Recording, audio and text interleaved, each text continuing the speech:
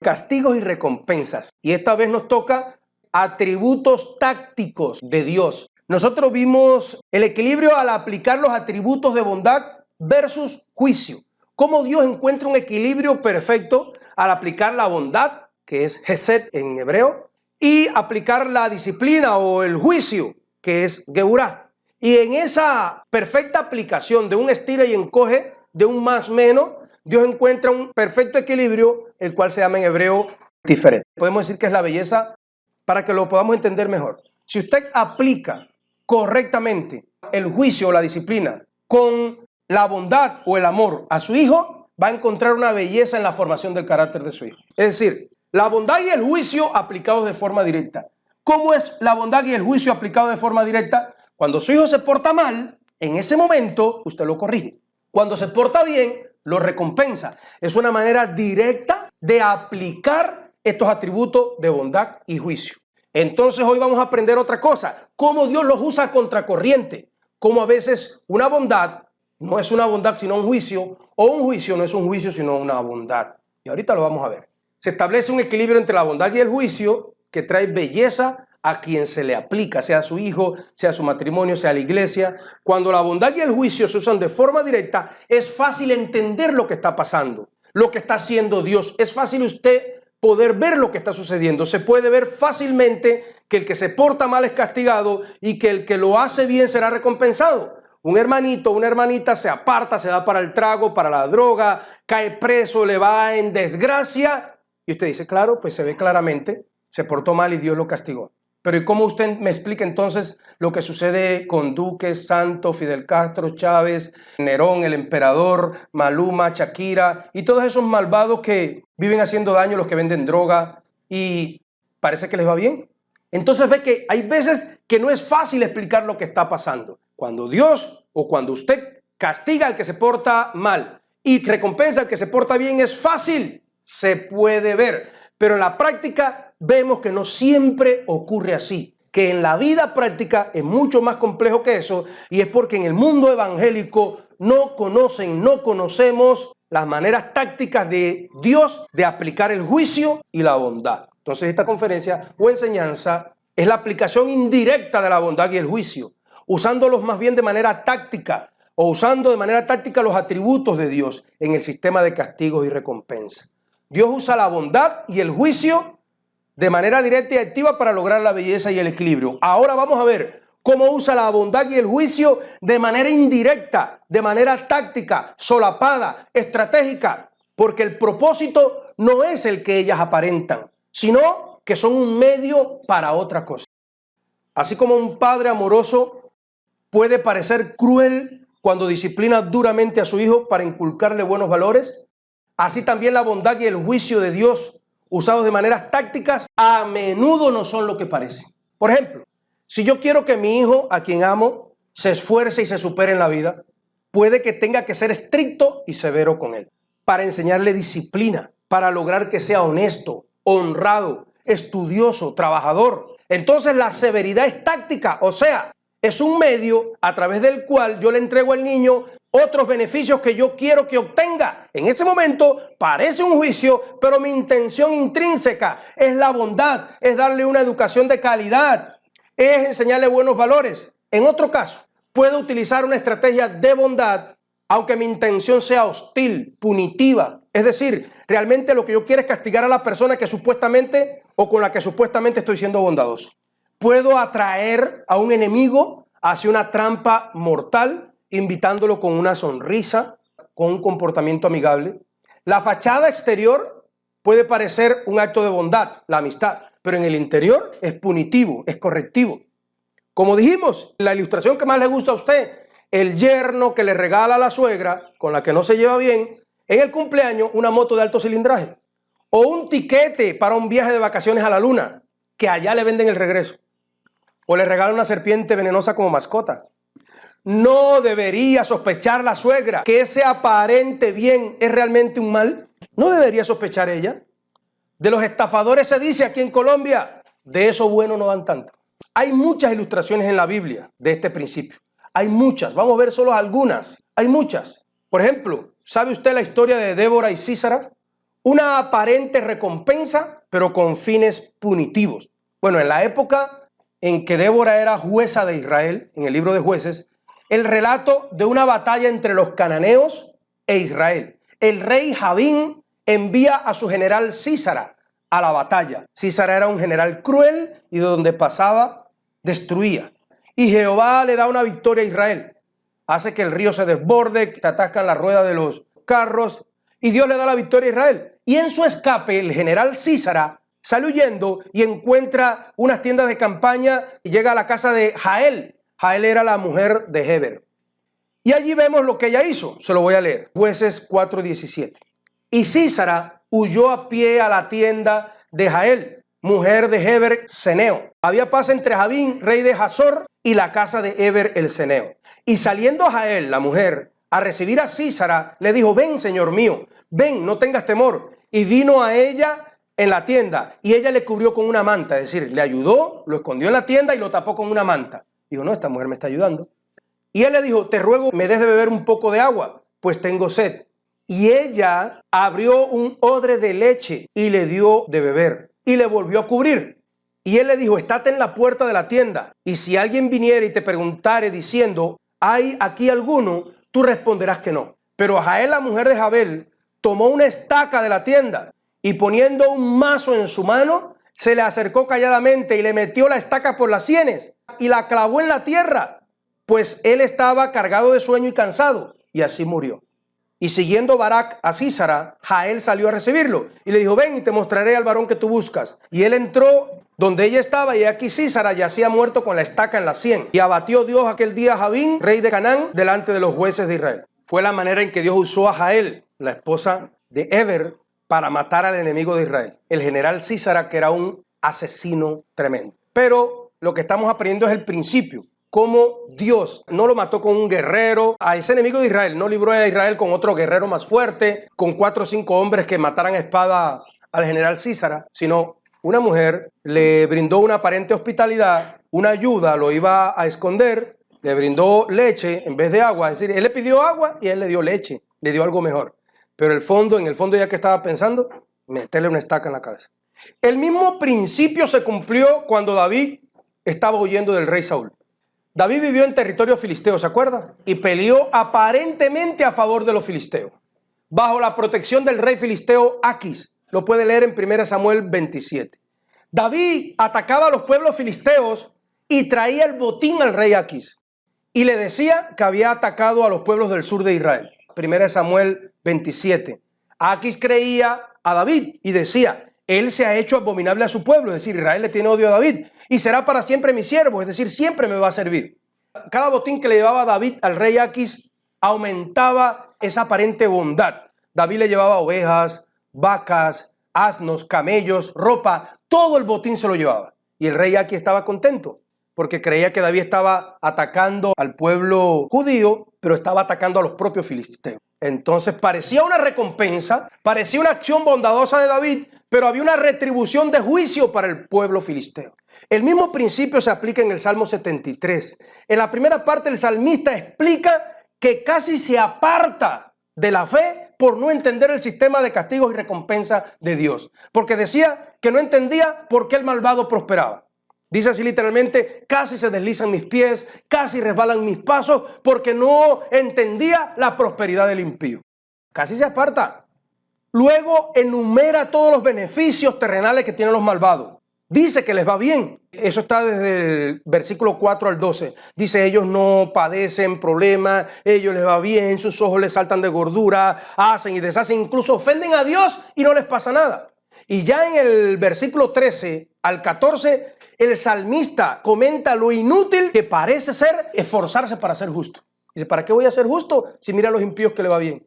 Como si usted dijera: ¿para qué voy a ser buen cristiano? ¿Para qué me voy a esforzar en evitar el pecado? Si mire, Duque es un asesino de su propio pueblo, Maduro es un asesino de su propio pueblo, Díaz-Canel y Fidel Castro también, y son más ricos que nunca. Cada día las farmacéuticas y las bancas son cada vez más ricos. Mira cómo hacen guerras, destruyen y matan, y cada día prosperan más. Entonces decía el salmista: parece inútil esforzarse para ser un justo. Ya en ese mismo capítulo 73, Salmo 73, en el versículo 15 y 19, el salmista reconoce que solo entendió el sistema de castigos y recompensa cuando entró al templo de Dios. En aquel tiempo, el lugar de la presencia de Dios era el templo. Era el símbolo de la presencia de Dios para aquellos tiempos. Entonces, cuando entró al templo de Dios, entendió el sistema de castigos y recompensa. Y si usted lo lee, se va a dar cuenta que ya en el versículo 22, el salmista reconoció que cuando no entendía el sistema de castigos y recompensa, había sido como una bestia. En unas traducciones dice, fui como un animal estúpido, no entendía. Yo una vez fui a una reunión y una decía, yo no entiendo por qué las iglesias, mientras más mala doctrina tienen, más va la gente. Esas iglesias que le dicen que la unción los va a prosperar, esas iglesias que hablan solo de prosperidad y sacan plata, ahí es donde más va la gente. Y decían esos pastores de esas iglesias que no eran tan grandes ni tan pequeñitas, pero con buenos líderes. No entendemos por qué a la gente le gusta ir a los lugares donde los engañan, decía él.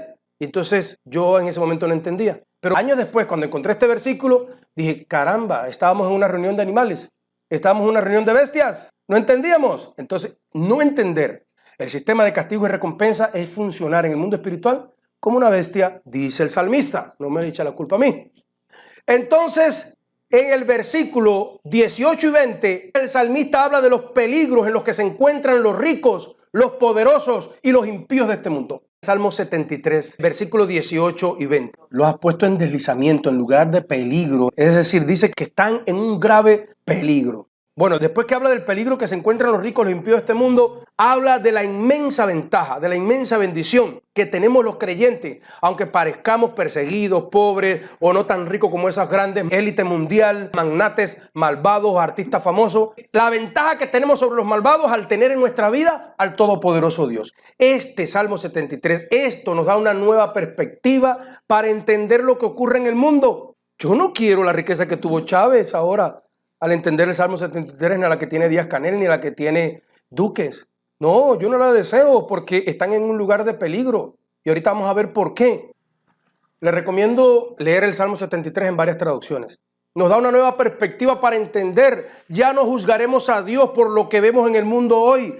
¿Qué vemos en el mundo hoy? El deterioro que ha provocado el desastre y la ambición y la maldad del hombre. Los gobernantes y los poderosos. Sí, ya no juzgaremos a Dios por lo que aparentan los sucesos del mundo, ni trataremos de entenderlo por los mismos sucesos, sino que miraremos un medio para un fin. No podemos juzgar los actos de Dios por lo que aparentan, solamente por lo que aparentan, no lo hagamos. El punto principal es que en las acciones divinas hay más de lo que aparenta en la superficie.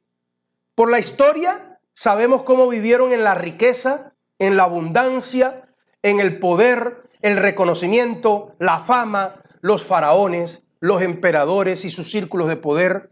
Más recientemente podemos hablar, por ejemplo, de Fidel Castro, de Adolfo Hitler, Pablo Escobar, todos los políticos impíos, los cantantes famosos, los artistas, los actores, los banqueros, la élite mundial. Compare esa gente de alta sociedad, de la élite. Compárelos cómo vive un cristiano humilde y sencillo. Compáralo con la vida de los cristianos perseguidos en los países asiáticos, africanos y árabes. Compare a esos poderosos de la historia del mundo con un judío de Torá en los campos de concentración nazi. Compárelos. Pero como nosotros sabemos que Dios existe, que en realidad Dios existe, entonces debemos darnos cuenta de que hay algo que falta en el análisis de esa realidad. Algo que no nos hemos dado cuenta. Este conflicto lo resumen las preguntas de Job. En las preguntas que hace Job a Dios, o que se hace en el libro de Job y en el libro de los Salmos, las preguntas que allí se hacen solo se pueden explicar en cómo Dios usa la bondad y el juicio de manera táctica y no siempre directa. Job 21:7. ¿Por qué viven los impíos y se envejecen y aún crecen en riquezas? En el Salmo 73 que acabamos de leer, en cuanto a mí, dice el salmista, casi se deslizaron mis pies, es decir, casi me voy de la fe. Por poco resbalaron mis pasos, porque tuve envidia de los arrogantes viendo la prosperidad de los impíos. Ellos se preguntaban, ¿por qué los impíos prosperan? ¿Por qué les va bien? Entonces podemos asumir que el sufrimiento de los justos puede ser una prueba para aumentar su recompensa o una manera de purificarnos en este mundo de los pecados para perfeccionarnos para el mundo venidero. El malvado puede estar prosperando. Oiga esto, el malvado puede estar prosperando. ¿Para qué? ¿Para qué Dios puede prosperar al malvado? Para que su sentimiento de complacencia imposibilite su arrepentimiento. ¿Cuándo se va a arrepentir Duque? ¿Cuándo se va a arrepentir Hugo Chávez? No, ya ese sí está en la paila del diablo. Maduro. ¿Cuándo se va a arrepentir Díaz-Canel? Biden. ¿Cuándo se va a arrepentir Putin? ¿Cuándo se van a arrepentir? No, es muy poderoso para arrepentirse. Ellos no necesitan arrepentimiento. ¿Para qué Dios permite eso? Están prosperando para que su sentimiento de complacencia imposibilite su arrepentimiento, para que reciban toda su recompensa en la tierra, para que el castigo posterior en la eternidad sea total. Dios le va a caer en la eternidad con todo el peso. Esa es la razón por la que confundimos y nos resulta difícil descubrir el motivo de las acciones de Dios. Por ejemplo, Dios envía una cosecha abundante, como le mandó a los egipcios. Si solo tuviéramos una perspectiva del juicio y la bondad de manera directa, podríamos decir que es una recompensa por las buenas acciones. Buena cosecha, me está yendo bien, es una recompensa por mis buenas acciones. Pero ahora sabemos que Dios utiliza tácticas. Entonces usted como creyente debe preguntarse, ¿es realmente una recompensa? ¿O es posiblemente el pago por algún bien mientras que el castigo mayor me está esperando? ¿Cuántos hermanitos que ahora no están aquí me han pedido, pastor, oremos por estoy sin trabajo? Llevo una semana sin trabajar, pastor, oremos. Y oramos y vuelven, pastor, conseguí trabajo, Dios me dio un trabajo, qué bendición. Y nunca más los ve en la iglesia. Esa bendición, esa recompensa de conseguir un trabajo bien remunerado, ¿era una bondad o un castigo para un mal posterior? Cuando Dios da el castigo por la falla de los justos, reafirma que el justo merece toda cosa buena que se le va a dar. Satanás podrá decir, pero, ¿por qué le dio a ese hermano esos dones o esa bendición si él ha cometido errores? Porque yo lo castigué o no lo vio padeciendo.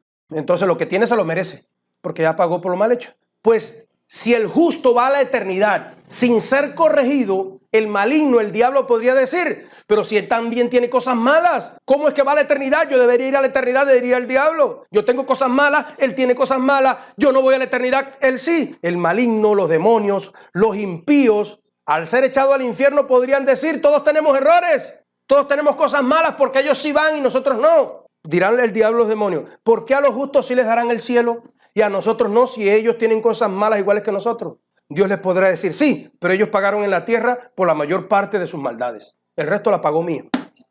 También se puede reafirmar con el sistema de castigo y recompensa que el castigo del malvado es una retribución merecida cuando analiza que por las cosas buenas que hizo ya se les pagó en la tierra. Podría decir el impío, bueno, sí, yo he hecho cosas malas y por eso voy al infierno. Y el justo hizo cosas malas y va al cielo, pero él pagó en la tierra con sufrimiento.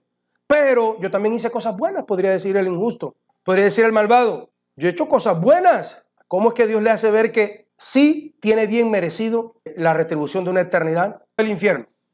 Cuando se analiza que por sus acciones buenas ya se le ha pagado en la tierra. Dirá Fidel Castro que allá en el infierno, no, pero yo hice cosas buenas, hice escuelas, colegios y hospitales. Y Dios le va a decir, sí, pero te dimos fama, poder, riquezas, reconocimientos. Tú quisiste tu recompensa en la tierra. Ahora te toca padecer acá. Entonces, al ser echado al infierno, el malvado podría decir, pero yo, al igual que el justo, también he hecho cosas buenas. Dios le podrá responder, sí, pero las pocas cosas buenas o acciones que tú hiciste te fueron pagadas en la tierra con la buena vida, la prosperidad, la fama y el poder que se te dio. En resumen, el justo es castigado en la tierra por las pocas cosas malas que tiene. Por ejemplo, pongámosle el número, no porque sea un número real, sino para entenderlo en nuestra mente finita. Pongámosles un número. Nosotros como justos tenemos un 30% de maldad. Yo diría un 49%, pero bueno, vamos a ponerle un 30%. Mientras que por esa maldad, ese poquito de maldad que tenemos, somos castigados o corregidos o disciplinados en la tierra, entonces tú y yo como justos, el justo podrá ser recompensado en el cielo por las cosas buenas que tiene, el otro 70%. Mientras, oiga esto, el impío será castigado eternamente por las muchas cosas malas que tiene. Por ejemplo, un 70% de maldad. Pero el 30% de bondad que tiene se le pagó en la tierra con riquezas, con honores, con placer. Bueno, dígame, cubano, ¿dónde sacó esto? Póngame Biblia. ¿De dónde se inventó eso? Jesús lo contó en muy pocas palabras. Como es él de elevado, con esa sencillez, pero con esa profundidad, resumió todo este pensamiento semítico sobre el tema en Lucas 16:19. Y se lo leo. había un hombre rico que se vestía de púrpura y de lino fino y hacía cada día banquete con esplendidez. Y también había un mendigo llamado Lázaro que estaba echado a la puerta de aquel, lleno de llagas, y ansiaba saciarse de las migajas que caían de las mesas del rico, pero aún los perros venían y le lamían las llagas. Aconteció que murió el mendigo y fue llevado por los ángeles al seno de Abraham, y murió también el rico y fue sepultado. Y en el Hades alzó sus ojos, estando en tormento, y vio de lejos a Abraham y a Lázaro en su seno. Entonces él, dando voces, dijo: Padre Abraham, ten misericordia de mí, envía a Lázaro para que moje la punta de su dedo en agua y refresque mi lengua, porque estoy atormentado en esta llama. Pero Abraham le dijo: acuérdate que recibiste tus bienes en tu vida, y Lázaro también males, pero ahora estés consolado y tú atormentado. Más claro nada. Siempre el evangélico ha explicado esto de qué manera. No es porque el rico no había aceptado a Dios. Esto solo se puede explicar. Jesús, el Mesías, nuestro maestro judío, resumió en esta parábola el pensamiento semítico sobre castigos y recompensas. El rico que tiene cosas buenas y malas, pero recibió su recompensa en la tierra. Y Lázaro, justo, que tenía más cosas buenas que malas, pagó por sus cosas malas en la tierra y ahora era recompensado. Está hablando de retribución, recompensa. Esta historia la hace Jesús. Dice: usted fue recompensado en vida, se le dio su recompensa por las cosas buenas que hizo en su vida. Ahora te toca la tormenta. Mira, es un mal negocio, hermano. Es un muy mal negocio. ¿Qué quisiéramos que dejara esto en nuestro corazón? O temor, dígale como quiera. El miedo. Ay, hermano, que el temor no es miedo. El temor es amor reverente. ¡No, invente! Miedo y temor es tenerle miedo a Dios, de que nos haga lo que nosotros hicimos a los demás. El miedo es el sentimiento que viene cuando enfrentamos una amenaza abierta. Si viene un hombre con un arma, con un cuchillo, con un palo, viene para donde usted está en una actitud amenazadora, usted siente miedo. Cuando la persona que tenemos que enfrentar parece tener escondido una mayor fuerza o un mayor poder que nosotros, se experimenta miedo. Subirse a un ring con unos guantes de boxeo, donde hay otro que sabe un poquito más que uno, usted va que le tiembla las rodillas, le tiemblan. El miedo es el sentimiento que viene cuando enfrentamos esa amenaza, cuando el otro tiene un poder mayor que el de nosotros. Por ejemplo, cuando usted se va a enfrentar a un líder poderoso, dice: no, vienen, Dios no lo quiera, lo buscan en su casa a las 12 de la noche y dice: no, lo vamos a llevar allá porque el jefe del grupo insurgente quiere hablar con usted. ¿Cómo usted va en el camino? Deberíamos tener ese mismo temor a Dios cuando vemos que dentro de la abundancia que reciben los malvados, una gran tormenta de juicio terrenal y eterno está esperando para ser desatado contra ellos. Deberíamos sentir temor. Por eso es que el tema de sistemas de castigo y recompensa, lo que debería hacer es elevar en nuestras vidas el temor a Dios. Pero siempre, como dijimos ahorita, es mejor no hacerle daño a los demás por amor que por temor, porque el perfecto amor echa fuera el temor.